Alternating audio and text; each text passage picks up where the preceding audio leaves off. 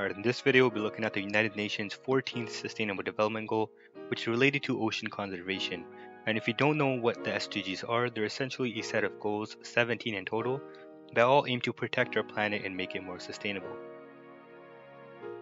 So the goal of this video is to explain what SDG 14 is and why it's so important, and I'll mainly be talking about an organization that directly relates to the goal and how they've helped conserve our oceans. So we'll look at how they've contributed financially by raising awareness and dealing with obstacles with ocean conservation. And then to wrap up the video, we'll be giving the organization a letter grade based on how well they live up to their goal and how much they've actually helped solve the issue. So what exactly is SDG 14? To start off, let's take a more in-depth look at what SDG 14 is. So what it essentially means is to conserve and sustainably use the oceans, seas, and marine resources for sustainable development.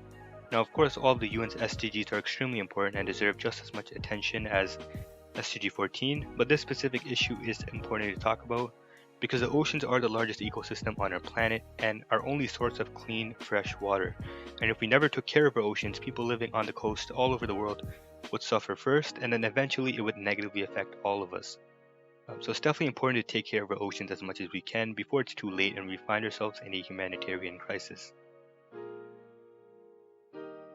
So an organization that has proven to work towards the goal of ocean conservation over many years is Oceana. And Oceana is a non-profit organization whose mission is to restore and conserve the oceans, which essentially is SDG 14, right? That's pretty much the whole idea of the goal, is to conserve the oceans. And Oceana is the largest, if not one of the largest organizations that has been continuously working towards saving the Earth's oceans since 2001, which is when the organization was established.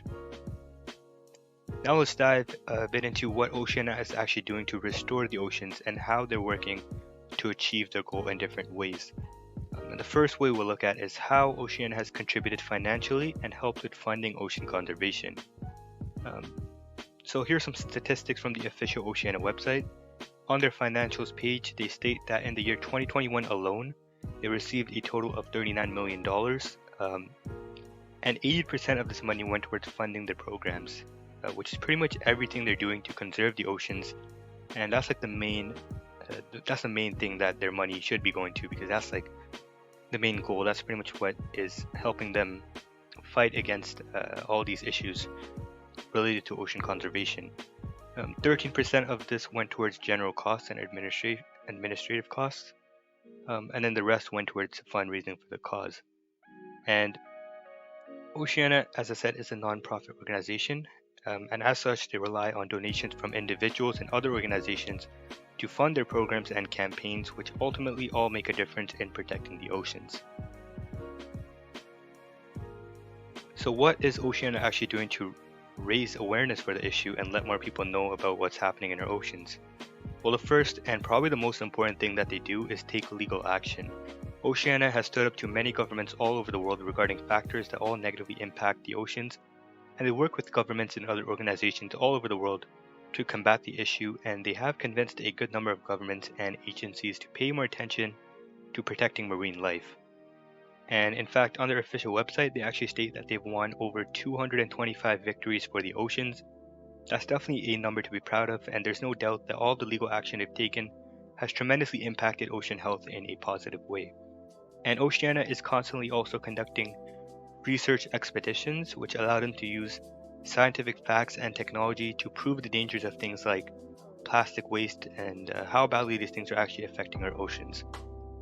And they're able to use this research to once again convince governments and foundations to help with the cause. And they also have a ton of advocacy campaigns going on every year where they advocate for saving our oceans, increasing biodiversity in our oceans, and also feeding the world.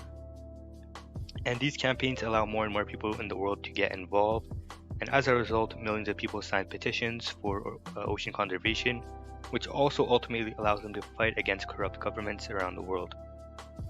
And lastly, organization is working or actively posting on all of their social medias to help raise awareness, which is important because nowadays that's like the best way to reach out to the public, is by posting on social media, and that'll definitely help them raise more awareness for the issue. Now let's talk about some of the challenges that come with ocean conservation and how Oceana is overcoming them. So the first major issue related to ocean health is overfishing. And all over the world, many governments allow fisheries to remain open even in areas that are known to contain endangered species of fish. And to fight against this, Oceana convinces governments to close down these fisheries.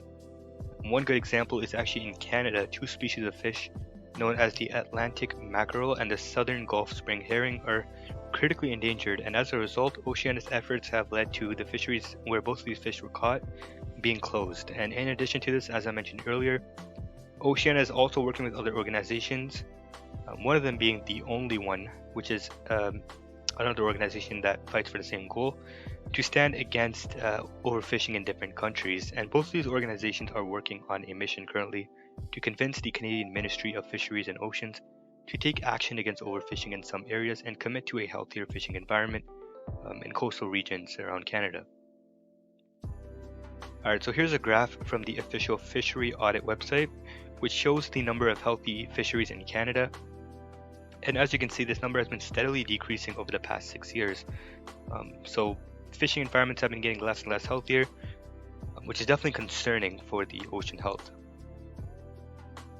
Another major issue when it comes to ocean conservation is pollution, and pollution is probably the biggest issue in almost every ecosystem in the world, but it's particularly bad in our oceans because the amount of plastic waste has been drastically increasing over the years due to single-use plastic items and plastic packaging in almost every single product now.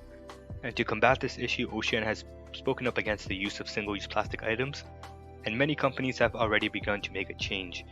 For example, the most common one I can think of is Tim Hortons, who uses straws made out of paper instead of plastic now, which is definitely a big change and helps restore our oceans. And additionally, as I mentioned before, Oceana has won many victories all over the world, and one major victory was actually just last month, I believe on May 16th or March 16th, and it was against the government in Panama. So they held a press conference or a conference in Panama City there recently, and they convinced the government to reduce the import of plastic in the country by 50% over the next decade, which is massive, and it'll definitely help protect the environment. And oil spills are also another huge factor when it comes to ocean pollution, and Oceana has prevented many of those as well by working with governments and other organizations. To wrap up this video, we'll evaluate Oceana based on everything they're doing to protect our oceans. So overall, I think Oceana is doing a great job at making a change in the world and standing up against our oceans, and their commitment definitely can't be overlooked, and there's no doubt they are one of the biggest organizations working towards the UN's 14th Sustainable Development Goal. And as a result, I think an A letter grade is fair for them. And the reason why they don't get an A plus is because they aren't perfect like every other organization, and they have had claims filed against them related to overinflating issues. And Oceana has already proved to be an important organization, and one way they can improve is to better explain and define what overfishing actually is to the public. And I think plastic waste gets a lot more recognition when overfishing is just as bad and important to pay attention to. But yeah, that's pretty much it for the video. Hopefully it gave you some more insight on the 14th SDG, Oceana, and why it's so important to take care of our oceans and make sure we don't harm the environment.